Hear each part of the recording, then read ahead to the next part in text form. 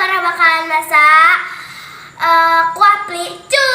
Untuk bahan-bahannya di sini ada kacang panjang, ada potong cawing, ada papaya, ada daun melinjo, ada pasta liu, ada santan, rebung combrang, ada garam, ada jamur, ada kaldu sapi, dan ada penyedap rasa. Ada jahe, kunyit, serai, ada bawang merah, bawang putih, daun jeruk. Sekarang Farah mau masukkan cunya, serai, dan daun jeruknya, teman. Sekarang kita mau blender bumbu-bumbunya dulu. Sekarang kita masukkan garam, jamur, kaldu sapi, dan micinnya tadi. Kacang panjang, combrang, tahap liunya 2. Ini santannya 1 liter ya. Sekarang kita masukin daun melinjonya. Ini teman-teman udah masak.